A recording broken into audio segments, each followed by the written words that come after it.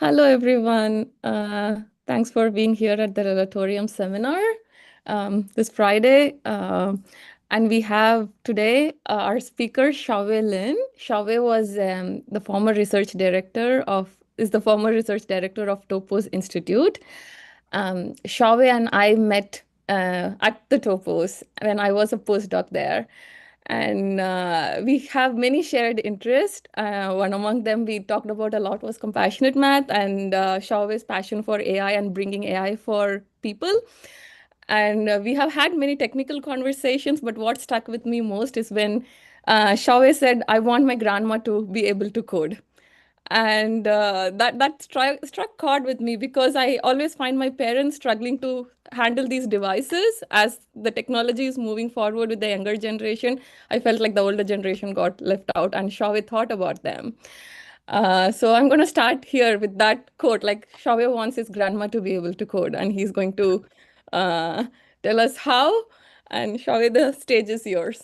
Please, yeah, please add Thank anything you would you. like to add. Thank you, Priya. Thank you. Thank you for the invitation to speak in a Relatorium. I've always been a big fan of this seminar. And as Priya mentioned, I believe very strongly in compassionate math. And in one of my talks, previous talks, I mentioned that I would love my grandmother, if she was still alive, to be able to code. And I think I think this is especially relevant now with the large language models which have come out in the last few years, ChatGPT, Claude, and they are increasingly allowing people who don't know any programming languages to actually write code that can compile. So I think this is something that a question that I revisit a lot as the technology changes, and I hope to discuss some of that with you all today. So a little bit of my background. I'm currently working part-time for Atlas and part-time for BAVE, which is a Beneficial AVI Foundation. My interests are in spiking neural networks, especially information theory for spiking neural networks, as well as program synthesis. So um, today's talk will be a very high-level one. There will be a little, I know the audience likes a little bit of category theory. I will jump into a little bit of that later today, but feel free to stop me at any time and ask questions. I hope we have a good talk and discussion around these kinds of ideas. So if you want to follow along, my slides are on my website, shaoweilin.github.io. Feel free to download or view the slides from there. Okay, so I'm gonna start by talking about something called vibe coding. This was invented by Andrej Karpathy, who was the head of AI at Tesla, and he was trying to coin something to describe how people code these days, where you basically pull up a language model and you might not be very sure what you actually want, and you write some very vague thing, and then the language model gives you an output, and then you're like, okay, that's not quite what I want. I want this other thing. You change your prompt. The language model gives you a new updates to your code, and the model is actually smart enough to figure out like what are the um, read the error messages coming from your compiler and fix the errors for you. And so I think this he ends off by saying that it seems like anyone can do coding these days. And in the last line of his um, Twitter message here, X message here, he says that he just it's not really coding. I just see stuff, say stuff, run stuff, and copy paste stuff, and it mostly works. And when I read something like this, I get extremely worried because I I firstly do not think language models are at the state where it could write reliable code. I'm definitely not going to depend. Don't think I'm going to trust a piece of an app that's written by a language model for my banking account. Um, but it seems like these days it's you won't be able to tell if someone would use a chatbot to write their software because it compiles, right? I mean, how do we how else will we know if the code is doing what we do? And maybe we can write better tests. But the real question here is how you can write code that is verified to do what it's intended to do.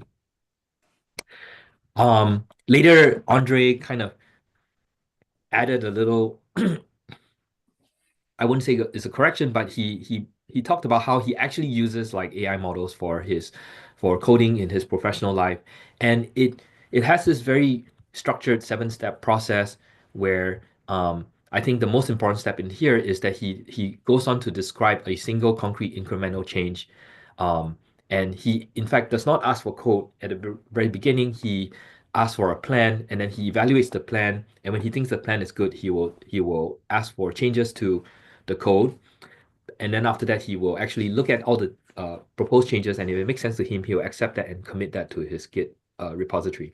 So I think that this is something I can trust a bit more because there's human evaluation in the loop. We aren't just accepting everything the language model says, but it does require a little bit of more understanding from the human what the language model is trying to do. And the question is, how can we make this step process a little bit more rigorous? So before I talk about what I think is needed to make this more rigorous, maybe I'll show you a little video of how I actually used language models in my own work. So this is a piece of software. This is an app called Cursor. So I think it said that at least half of programs out there use Cursor these days to write code. So this is a project I'm doing with Atlas, and what you only need to know is that I'm writing this um, TypeScript function called summarize, which summarizes different sections or blocks in my document using a language model. And what I want the language model to do is to somehow call the the LLM, the chatbot API in parallel asynchronously so that I can speed up this process. And instead of trying to figure out how to run parallel processes in TypeScript, which I'm not an expert of, I decided to ask Cursor how to do this. And so you type in a prompt. You just have to tell the chatbot which file you're looking at, which is the summarize segments code. And you see that almost immediately it starts suggesting some changes in the code, which are now highlighted as changes in Git. And it also explains why it made those changes. I used to read all these explanations, but I stopped. I mostly just look at the code and see if it makes sense. And here you see that it's correctly done the parallelization in one step. Okay. So yeah, so just to summarize, I think the challenge here is to scale not just coding, but to scale verified coding. And for different kinds of users, the first user I'm thinking about is scale verified coding for a human who might have very little formal training. Here, I mean formal in the sense of like understanding what mathematical proofs are. So when I talk about verified coding, I imagine that the code should be verified by some kind of mathematical proof that it's doing what it's supposed to do. So this is formal verification. And formal verification does require quite a bit of mathematical background, understanding of how to use proof assistance for proving that your program is doing what it's supposed to do. Or even just understanding like specifications, that formal specifications that we write about our code. That requires a little bit of training. I think the second scenario I'm considering is a human who's assisted by AI. And here the main worry that we have is that AI has all these hallucinations and could potentially uh, imagine code that runs by the compiler, but is actually doing the wrong thing. And the third is having a team of humans who are assisted by AI. And here you have different people possibly working remotely in different parts of the world, all in a decentralized way, trying to collaborate on a piece of code. And how do you do this in a verified way? So if there were so Priya asked me, what do you think are the take homes for your talk today? I think I'm going to talk about a lot of different issues, but I think there are just two short messages that I hope that you leave with at the end of today. One is this idea of a refinement, how to make small incremental changes in your code, and to think about refinement as really the way that we do everything in coding, including the design of our code or repairing our code or updating um, uh, uh, the intent of our code, and so on.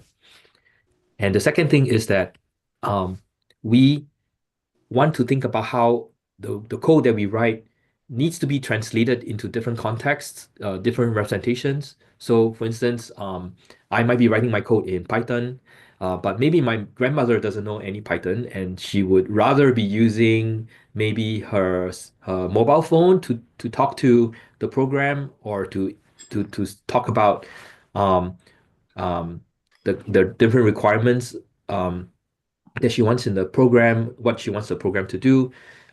That might be involving some kind of a structured data structure that is not Pythonic, that doesn't exist yet in Python, but is in some kind of a database. How do we translate between all these different formats, kinds of code? So that's the other thing that I would like us to think about. And the most important thing is that these two things, refinement and translations, they fit really nicely as two different kinds of morphisms in some kind of a double category, and really understanding how translation and refinement interacts with each other is going to be the key part of take home for my talk today. Shaowei, may I interrupt you for a Yeah, moment? Yeah, can you please tell us a bit more about translation? It sounds interesting, but like, yeah. yeah. I will talk about that more later, but Okay, we the way I think about translation is that um we potentially could, okay, the easiest form of translation would be working in different kinds of programming languages. So someone likes to work in Python, and another person likes to work in TypeScript. How do we translate a program in Python to TypeScript and vice versa while maintaining the intent of the code? okay, Um, a more loose way to think about translation is that we have domain-specific logics or languages. For instance, we could have a language for talking about Petri nets. We have a different language for thinking about stock flow diagrams. How do we translate between um, uh, different kinds of um, domain languages that could be used by domain experts like economists or biologists, um, and allow people with different backgrounds to work with each other. cool. Yeah, so that was a good question. Thanks, Priya. Thank you. And how do we think about that from a categorical point of view? Thanks. Thanks, Shaowei. Yeah. And compassionate math is something that's very important to us all in this chat. Uh, and I think that for me, refinement and translation, they kind of touch on two big aspects of compassion that I often talk about with others. The first aspect of compassion is kindness, being able to be kind to others, being able to be kind to ourselves. And here, um, the when we work with refinement, uh, it's basically saying that when we code, we don't necessarily know what our code is supposed to do. We often start with a very vague idea. Oh, I want my code to take in this kind of input and maybe output something like this. But we don't really quite know. And so we shouldn't punish ourselves by or being we shouldn't be unkind to ourselves by saying we should write down a very clean spec or intent in a formal way, and then before we even start a single line of coding. Okay, so it's okay for us to start with a very vague spec, um, and have a very vague implementation of that spec.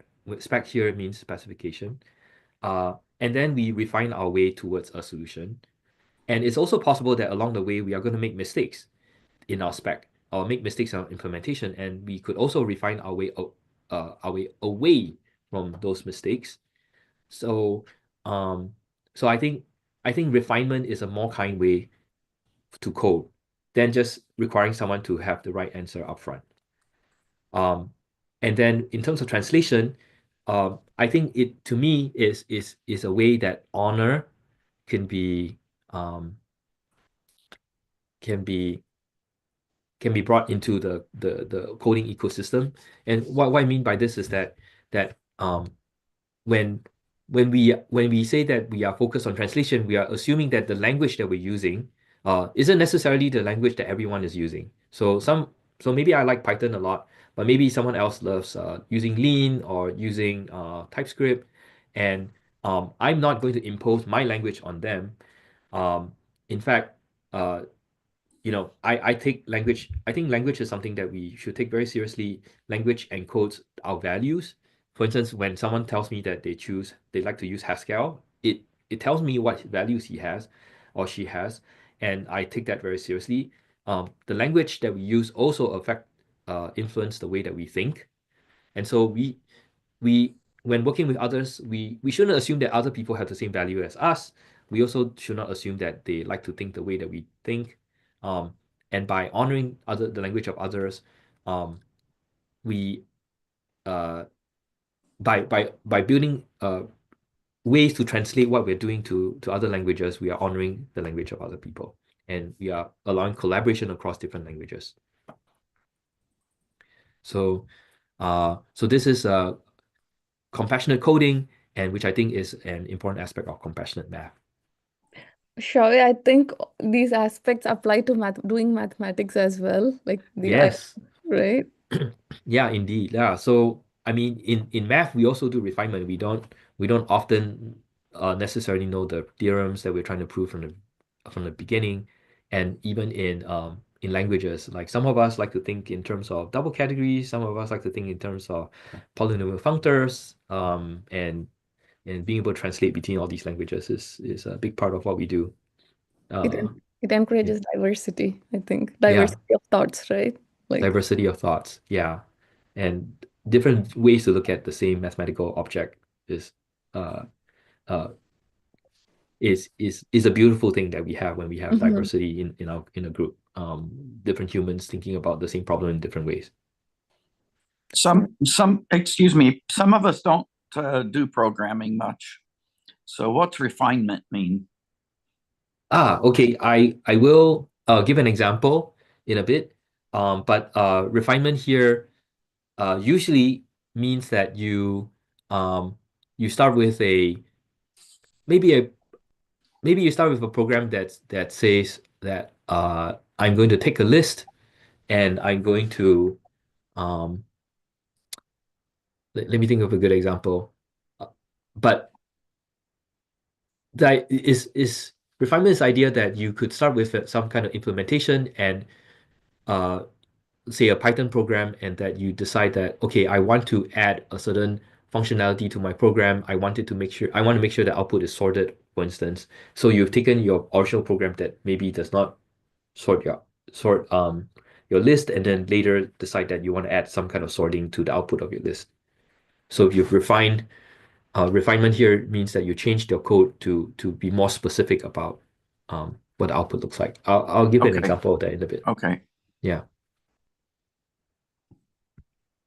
Okay.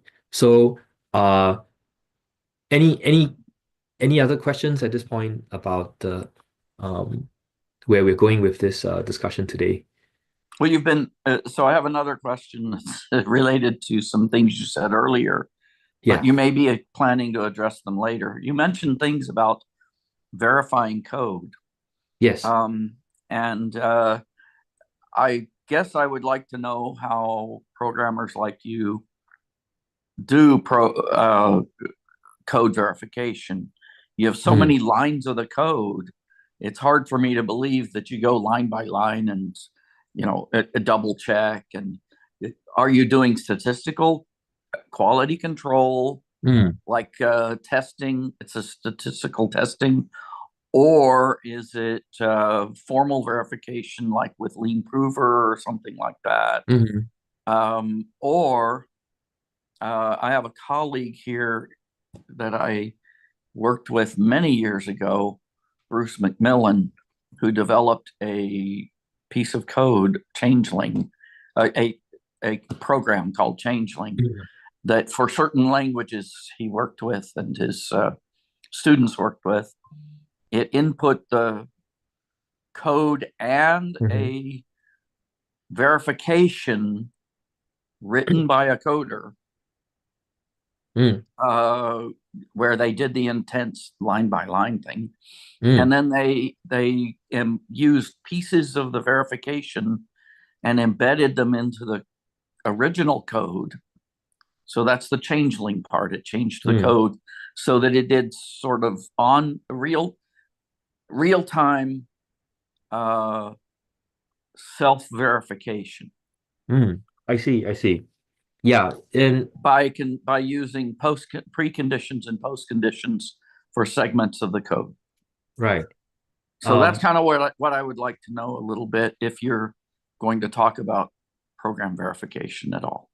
Yeah, I won't have time to go into detail about program verification, but Okay. you've highlighted some important aspects of it. I used to have a more rigid way of thinking about software verification, and that more rigid way was take the program that you have, embed it into a lean into some proof assistant like Lean or Cog. So that means that you have to take the programming language that you care about, like say Python, um, uh, make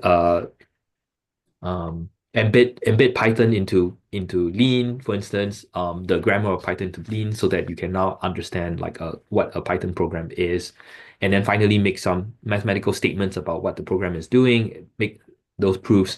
That's how I used to think about software verification. But these days I have a much more loose way of thinking about verification. It I think verification, number one, um, you need to ask if someone tells you that they have verified software, you need to ask them, what are you verifying? Because there could be many things you're verifying. You could be verifying memory safety. You could be verifying that it is safe against hackers or against attackers who are trying to steal your secrets, or the encryption is safe against secrets being stolen. You could verify that the programs are doing this is something called functional equivalence, where you prove that the program is doing exactly the same thing as another program which is written in a simpler language. Um, and then the fourth one is kind of like a property based uh, um, verification, where you write down preconditions and postconditions, and then you have something called an automated theorem prover, ATP, that will include uh, software platforms like Varus or Pharmacy or Daphne. These, given the pre and post conditions, they can actually generate the mathematical proofs directly using SMT solvers. So there are many kinds of ways that we can do verification these days. And the most important question that we ask in verification is what is it that we are trying to verify? Yeah. So my view usually of software verification would be that I wrote some specifications for the code. Now I've written the code. Now I check the code against the specifications. Mm. If I don't include it in the specifications, then I have sort of, not ethically, but sort of, it's unreasonable to ask the program to be able to do those things that I didn't write in the specifications. So Right. if I don't write in the specifications anything about safety, it's unreasonable to expect the code to meet safety requirements and so forth. You should write that in the specifications, or else Right. you're not really being honest that you're doing program verification. It's part of my view, but Yeah. I just thought I'd ask about that. Okay, thanks. Yeah, thanks. That was a good question. And just to add to all that, I sometimes even think of unit tests as a kind of verification, or Yeah. even runtime verification, which is putting some assertions that are checked during runtime. So there are different ways that we can add verification to our code. So let me talk about refinements. What are refinements? And here's an example I stole from a paper that I like a lot, Fiat, by uh, Delaware, Piclotto, Gross, and Chipala, back in 2015. I think Fiat was um, a game-changing paper where um, people were trying to do software verification, and basically Fiat showed that you can do verification in an incremental step-by-step way, uh, and that you could create libraries um, for for doing this kind of incremental verification for different kinds of domain-specific languages. And these incremental changes, they're called refinements. So here, on the left side, you're going to see that the programmer is trying to write an insert function that takes a key value pair K and V and inserts that into a cache L. A cache is just a list of key value pairs that maybe the program has seen before. So you store it for quick lookup, so you don't have to recompute those values for the keys. And the programmer at the very beginning just knows that you're supposed to update the cache to some state L prime, but he or she may not know if L prime what L prime should look like, except the only thing that they know is that the L prime should be a subset of the key value pair union with the original cache.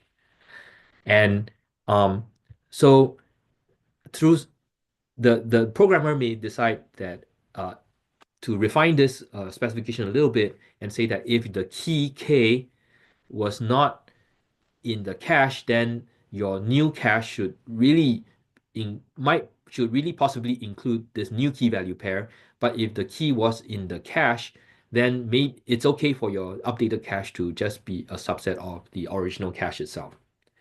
Okay, and I know this seems like a very painful way to write this cache insertion function. By now, you probably already imagine how you want to write it, but we are trying to break this down into a sequence of thought patterns that possibly could go through the programmer when he's thinking about this issue. And so several steps later, you see that one of the steps is to compute if the key was in the cache or if the key is not in the cache. And if the key is in the cache, you return the new key value pair union with the cache. And if not, you return some subset of the original cache. And finally, at the end, after making several refinement steps, you have you have a spec. This is still a spec in a sense of how for those of us who do type theory, we think of specifications as types and implementations as terms. So it is still a spec in the sense that it is a type, but it is a type that has only one term. It's a singleton type. And that by the end of this refinement process, you've ended up with a singleton type, and so you are done. You have you take the term associated with that type, you have your implementation.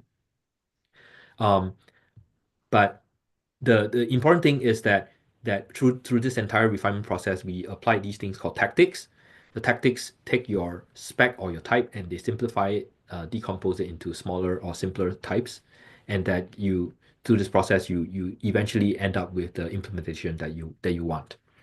And using this process, the authors were able to write large cryptographic libraries which are not just correct but also efficient, and in fact like is now being used in the Chrome browser and many other browsers. So the cryptographic library, it shows that this refinement based verification is something that can scale and write efficient code that can be used in many places. Shaowei, I have a question, if Yeah. that's very interesting. Thank you. So how do you know when to stop? We keep making incremental changes, and I see in this example, it's really neat. The abstraction has become really easy to understand at the end. We start with something, so many symbols, but then in the end, it's if not the key, then return else return I. So it's very easy to read, and it becomes abstract. But how do I know where to stop as I'm making incremental changes? Yeah, I think in this case, the obvious place to stop is to stop when you only have a singleton type at the end, or when you only have one implementation that can satisfy this specification. But yeah, you asked a good question. You could potentially stop somewhere in the middle and then make some kind of a decision like, okay, I'm just going to, for instance, at the very beginning, if I decided that I was just going to return the original cache L, regardless of what the key or value is, I would have, that is equivalent to taking a single refinement step all the way to the bottom where it's just returning the original L.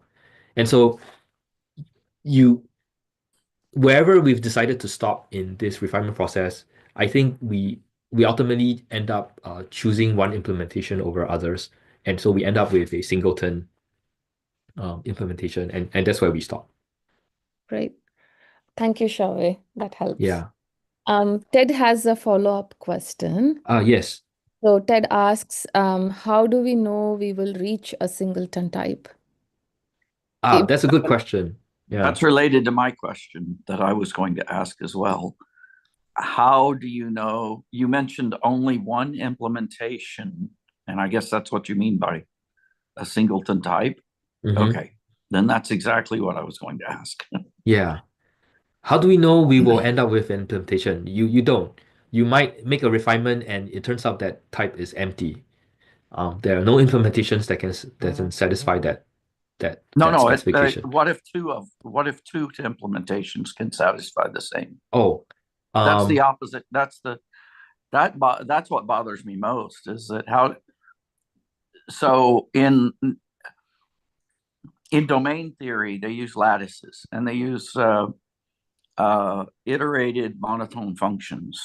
And you start with an input, and in a monotone for a monotone function on a complete lattice, you're guaranteed that you have a unique fixed point. Okay. However, that if you do that on the syntactic structure, not the semantic, I'm being very loose with the language here in a lot of ways. Yeah. On a syntactic structure, then that's like working. So let's go to propositional logic on Boolean variables. There you can have two different formulas that have the same truth table. The truth table is like the specification, in my view. It's the world you want to have at the end. The two different formulas are two different types that can get there. If you want to use the term type, they're analogous to the types. They are two different computer programs that give you the same output. It seems to me that it's not clear to me that in these incremental refinements, you're guaranteed to get to a single program or implementation. I think of an implementation as a variant of the notion of a program, because you can do this in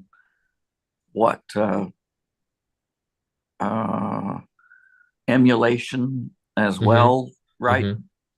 Virtual hardware. Yeah. So it doesn't matter whether you're talking about hardware or software.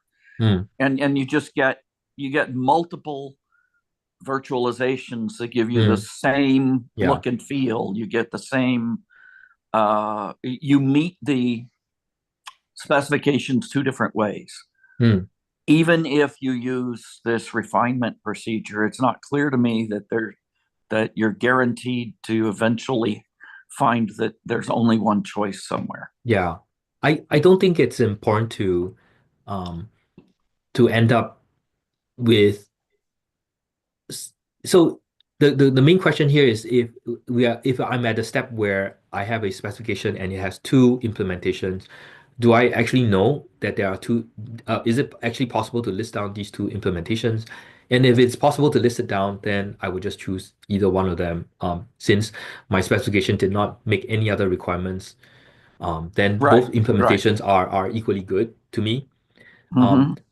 But if I'm not able to list down these two implementations, then the question of whether that specification is even inhabited, whether there's even at least one implementation, if that's still a question, then we have to continue down this refinement process to try to find one.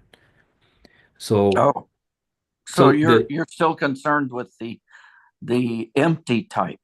That's right. If I have at least one implementation, then I can actually terminate my process right there if there are no other. One. Okay. At least one. Yeah. Thank you. Okay. So I thought you said only one. That's why I was confused. Oh, yeah. Well, there's this. If you think of the last step where we make a choice, this decision to stick to one of those implementations as a kind of refinement, then we do end up with a singleton at the end. But but it's not, yeah, I'm not sticky about that. Okay.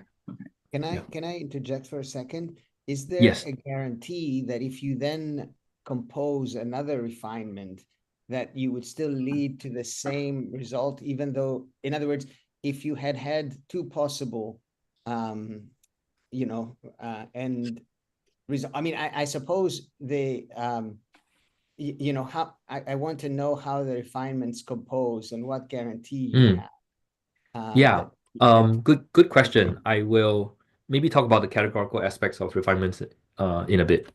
Thank you, Yeah. Sean. Yeah, Yeah, that's a good question. I was just gonna say, like, in the interest of time, like maybe we should continue a few more slides. Yeah. Then, like, we'll give a question I from will. section. Yeah. I'll see if I can land at least one of the two take homes.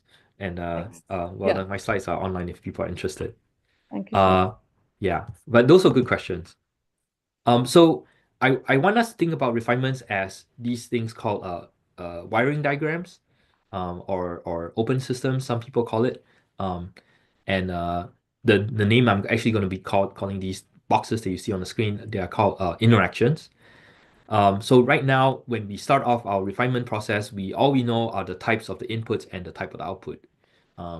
And through some refinement, we might say, okay, I'm going to restrict myself to an output where the cache L prime must be a subset of the K value KV union with the original cache. So I've refined or reduced the kinds of implementations I'm willing to consider. And the interaction is this white stuff that I've included. And this interaction here is very trivial right now because it's just passing all the inputs along and passing the outputs along. But you can imagine that you could have further refinements that then break down into this more complicated looking interaction between the different boxes that you see. These boxes called interfaces. And if the box or interface is grayed out, it means I have no idea what I'm doing inside of it. If it's not grayed out, it means that I have a very clear idea of what I'm going to do inside of the box, the computation I'm going to do inside. And eventually we end up with in a situation where all the boxes are not grayed out and I have an implementation I can actually run. So we have this language now for talking about refinement that's in terms of interfaces, which are these boxes, and how we could wire them together. These are called interactions, and that interactions, they compose by nesting. So you could take, for instance, this interaction up here in this dotted box, and it in itself, it has a certain input, a certain output. And if the external type of this interface matches the internal type of one of the boxes here, you can actually then paste that box in there or glue it in there or fill in the hole in there, and then you have a composition of interactions to give you a new interaction now with new holes. And this is how we are going to think about refinements as these wiring diagrams, as these interactions which are composing by nesting. And here's an example from a recent paper by Sophie Lipkin and David Jes Myers, just out this month. They were talking about double operatic theory of systems. And here we have a state machine or a Moore machine where you're basically counting in mod 2, and you take two of these state machines, and you consider the state machines as something that takes an input and then it counts mod 2 of the input in the output, so the output is 0 or 1. And you could decide to take each of these two state machines and wire them up together like this, and to now give you something that counts in mod 4, for instance. And that gives you a new interface where the input is events coming in 0 or 1, and you're counting all the ones, and the output is mod 4, so you give it as a 2-bit output. And so you can see that we have this the nodes of this diagram that you see here are interfaces, and the arrows between the nodes, between the objects, they are interactions or open systems. And the way we think about refinement is that refinement is the opposite of those, taking the opposite of those arrows, taking the opposite of those morphisms. So in interactions, we are taking interfaces, composing them together through an interaction to give us a new interface. In refinement, we're taking a larger interface and we are decomposing it into smaller interfaces. Okay, so we really think of refinement as this opposite process. And we're going to make some of this a little bit more rigorous in a bit. Shaowei, I have a Yes. question, like clarifying, because if I may annotate on your screen, is this like, are you copying the output of the first box and feeding it to the input of the second box, Yes. and also taking it out? So this is a copy operation where you're duplicating the output. That's right. When you have this split, you are taking a copy of the two. You take the output, make two copies, and then send one to the next box and send the other one to the output. Thank you. Okay. Yeah, thanks for that. So we have a similar kind of refinement going on when we do theorem proving in a proof assistant. In proof assistance, we take a theorem and then we apply these things called tactics that decompose the theorem into maybe or a theorem or a goal into sub goals. And underneath the hood, we actually have these partial proofs or partial proof terms that it will take proofs of the sub goals, glue them together, and then give you a proof of the original goal.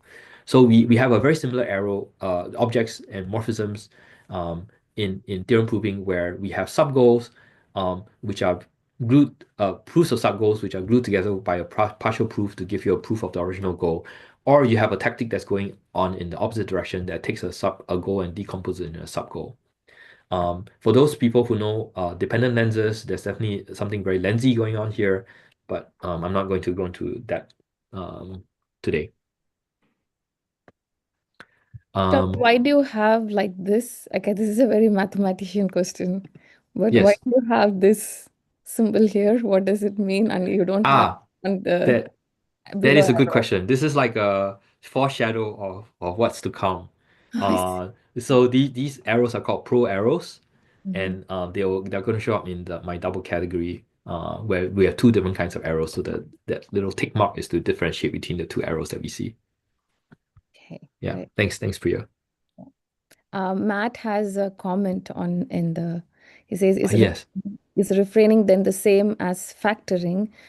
It appears that you are factoring a composite function, calling that a process refinement. Yes. I think David Spivak has actually talked about this as a kind of factoring.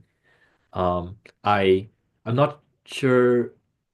I'm not sure in what way you are using the word factoring, but it sounds about right to me. Yeah. Well, I mean, it seems to me that there's a difference in the intent, at least, because factoring is seen as almost like a constraint, as something that you may not be able to do, whereas in refinement seems like something that you do by design, like you're able to always do in some sense. Or am I misunderstanding? Yeah. So yeah, I think factoring often could be one of the I think of factoring as maybe one of the strategies for refining. Like if you have a goal and you know that it could be factored in this way, you could use factoring as a possible tactic you can use here. But there could be other refinements that you can apply that doesn't involve factoring. Yeah. Thanks for that. That was a good question. But Thank you, Shaw. okay, so I'll come in here. So when you work in a category, you've got this composition of morphisms available to you. And from a function theoretic, or in general, that is like a product. It's a groupoid product or something like that. Okay. So when you multiply things in a product, that's going one way. And when you factor, it's the other way. Yes. That's exactly what you seem to be doing. And I'm thinking of factoring in that sense as not the procedure by which you find the factors. It's you get the result, you find factors. And that's what you're doing when you say refining. And I'm a Yeah. little confused about why some factoring could be done and others could not, but always refining could be done. That doesn't make sense to me, because it means the same thing as far as I can tell in the category theoretic perspective, or in the set theoretic or the function theoretic perspective. I think refinement, I don't know, Matt, if we're understanding what refinement actually functionally does. I think it looks like product.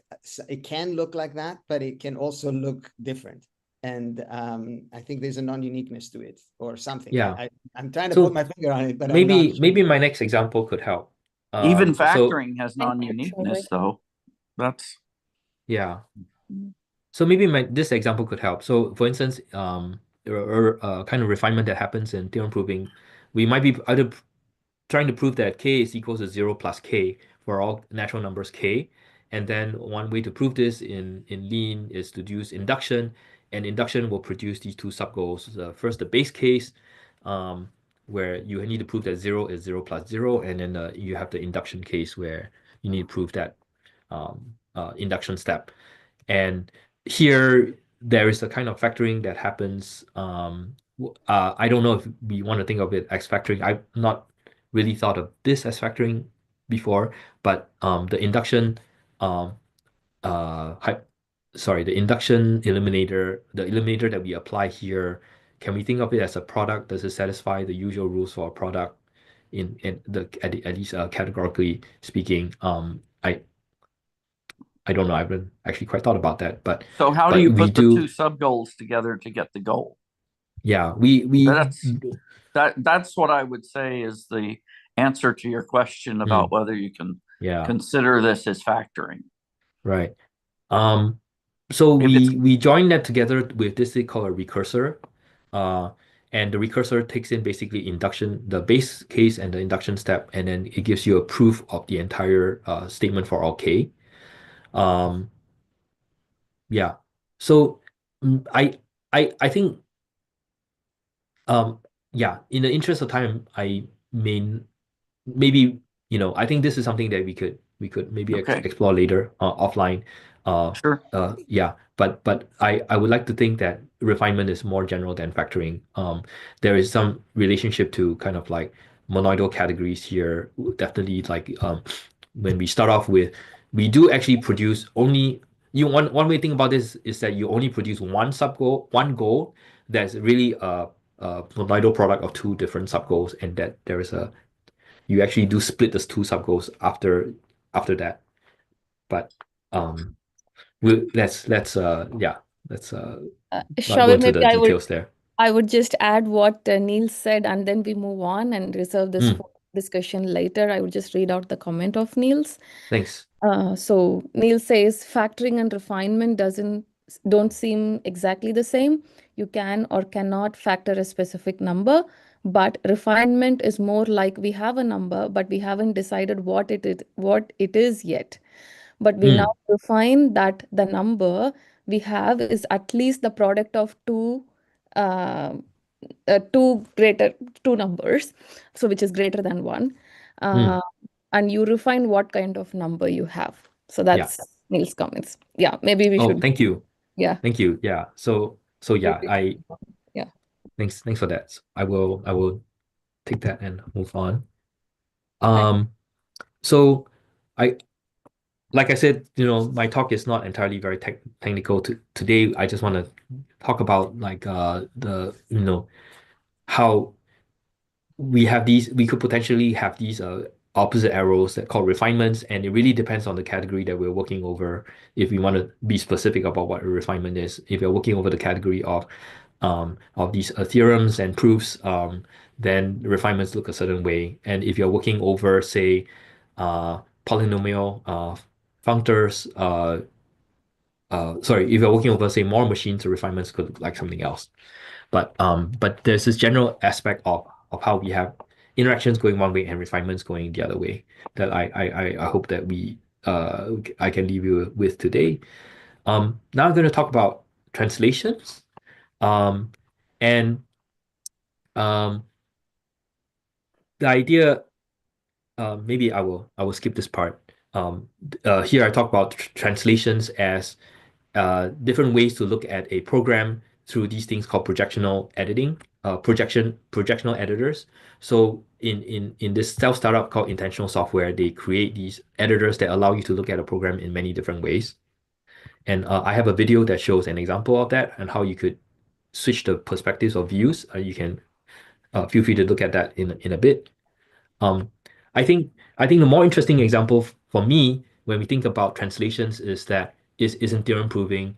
For instance, in if we are looking at type theory, we know that we can write true statements as logical predicates. So these are actual types, or we can think of them as Boolean functions, where, for instance, the example on the screen here, you can think of even uh, as a predicate on the natural numbers that will output a proposition if it basically outputs gives you a type where if the number is even, the type is inhabited. If the number is odd, then the type is not inhabited. But you could also think of it as a Boolean function where it takes in natural numbers, and if it is even, then you get true, and if it's odd, you get false. Now there is this reflection, or there's this way to think about a logical statement as a Boolean function, or a Boolean function as a logical predicate. And how do we do this in a proof assistant like Coq or Lean? And the answer is actually surprisingly beautiful. Uh, it's not obvious, but when you think about it, it seems like the most beautiful way to do this in a formal language. And it is to invent this kind of a structure called reflection, where you provide basically some kind of proof that if a number is even, then even b, the Boolean version of it, must return true. But and conversely, if the even number is if the Boolean function returns true, then you must have the proposition that even n is true. Oh, sorry, that even n is inhabited. And then once you have this translation between these two different ways of thinking about predicates and Boolean functions, you can now apply this translation in other parts of your in other theorems. So in other theorems where you could maybe want to prove that two numbers that if you have two numbers m and n is even, and the sum of that is even, then m must also be even. You can now apply this translation between the two different views, and you end up with a proof that that maybe just holds by computation, because these Boolean functions, they just compute. And this reflection strategy is something that was used in a great to a large extent to prove the four-color map theorem and other big theorems. So this is a good example of translation. So given that there's 5 minutes left, what I want to say is that we translations, they compose. You can imagine that if I can translate from one representation to another, and from the second one to the third one, they can compose together. And in the same way that refinements, they also compose, where we work between and they compose by nesting. So how do we really think about these two different kinds of compositions? We have two different kinds of morphisms or arrows, and they are kind of different from each other. You cannot compose a translation with a refinement. It doesn't quite make sense. So how do we work together with these two kinds of morphisms in the same place? And the answer is to use something called a double category. And for those who are new to double categories, you can think of double category as a category that's internal to cat, which means that if you typically define what a category is, you would say, oh, I have a set C0 of objects, I have a set C1 of morphisms, and I have source and target functions that map each of the morphisms to their endpoints as objects, and so on and so forth. But now, instead of using sets, you replace all those sets with categories, and then what you have is a double category. So for those who don't like such a technical description of a double category, you can think of it as just a category that has 4 different kinds of things. First, we have objects.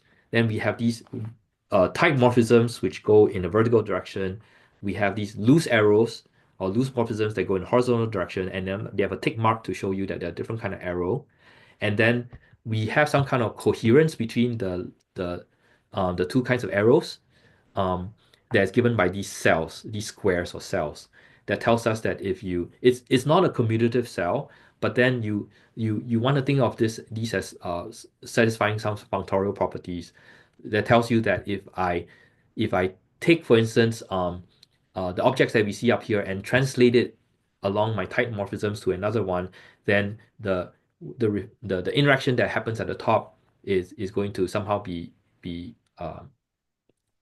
same as the interactions that we have at the bottom. Okay, and so as we have seen so far, it is possible to build a theory of systems using double categories. This is called double categorical systems theory. It has been talked about it has been talked about by David J. Myers, by Corser, Sophie Lipkin, and others. And I think it's a very rich new field that people are looking at. And so maybe I will just end by saying that as we go about thinking about how we can scale verified coding, I want to propose that refinements and translations form a very big part of coding for us. We have refinements for breaking down a coding problem into smaller problems, and we have translations to move between different representations of that problem. If we want to assist teams of humans in coding projects, coding tasks, we should incorporate both refinements and translations into our platform. And example of incorporating it would be, say, in theorem proving, people are using a platform called Blueprint to coordinate between humans trying to solve different lemmas or theorems that goes to proving a giant or large theorem. And I can imagine that this a similar platform be built for coding, where underneath the hood we aren't looking at this graph of functions, but the graph has structure, and this structure is called a double category, and that we understand how these refinements and translations, they don't just are arrows of this graph, but that they have coherent cells that tells us when it's possible to translate into another language and then refine yourself, or just stay in your original language and refine and then translate later. So I think that once this platform is able to respect both refinements and translations, we will have a more effective way of doing verified coding. Okay, that's all I have. Thanks. Thank you so much, Shaowei. That was wonderful talk. That's very quite interesting ideas. Yeah, let's thank Shaowei first. Thanks. Thank you very much. So actually you have few more minutes if you want to add anything, because we started late. We have 2 or 3 more, we have few more minutes. So if you want to say something more, yeah. So I maybe just want to say that there are a few efforts in this direction for building this kind of a blueprint. There is a program called VeryLib that I'm going to be helping out with in BAIF. And they are starting to build something like this. There was another project that I was involved in at Atlas Computing that was building something called spec IDE. There we only work with specifications, not implementations, and we look at how refinements and translations actually help us build better specs. And I also want to make a shout out to Cat Collab and a really amazing project that's being done at Topos, where their goal is way more general than what I've talked about today. They are learning to put different kinds of doctrines, theories, models, and instances within a double categorical framework. This is building programming from the bottom, double category theory from the bottom up. So I feel free to check out that project if you are interested to find out how double categories can help us. And that's it. Thank you, Shaowei. Yeah. Okay, so open the floor to long discussions, questions. Maybe like we would stop live streaming in about 5 or 10 minutes. And then like we could continue the discussion on Zoom if it's okay with you, Shaowei, because like Yeah. it's okay. Thanks. So questions from the audience. We do have a comment in the chat. I'm gonna just read it. It's from Matt. Thanks. So Matt says, so he's going back to the factoring. Like I would think that the question of uniqueness would depend upon the kind of factoring requested. For example, numbers with more than two prime factors have non-unique factorizations. But if one requires that the factorization be in terms of prime factors with the prime power factors in decreasing order, this specification guarantees uniqueness. So for programs and categories, there can be many factorizations of a morphism into two factors, but a notion of irreducibility of factors such as certain canonical forms would be needed for some kind of uniqueness results. So Yeah. if I may just quickly add something here to Matt's comments, like before you two Shaowei, like it seems like Matt is talking about a functor between number theory and like this sort of code factoring, and without that understanding that functor, it's hard to like see what's like to make it like precise this question. But yeah, Yes. just thinking about it. Yeah, Shaowei. Yeah, I do like this framing in terms of factoring. I haven't quite thought of it this way before. It gives a very natural language for trying to understand refinements from the point of view of something that most people possibly are more familiar with, like factorization of numbers.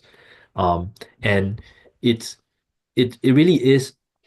I think in terms of factoring, there are two parts, I think. One are the factors that you have, the individual factors, what they are, and the second thing is how you actually glue the factors together.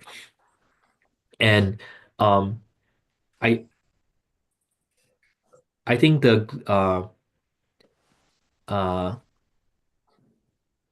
it's the gluing part that I feel like has a lot of intricacies that I don't quite understand in from for refinement. For numbers, you can glue them together by, you know, multiplying them together, or you could decide to glue them together by adding them together. Then you get, instead of factors and from the multiplicative point of view, you could get factors from the additive point of view, for instance.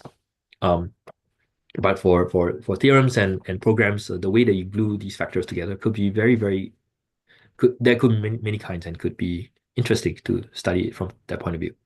Yeah. Totally. Maybe we are gonna stop the live streaming now because it's like 1 hour 10 minutes now. So yeah, but let's continue the discussion. This is Q4 Okay. to stop the live streaming. Thank you, Priya. Thanks, everyone. Thank you, Shaowei. Yeah, thank you very much.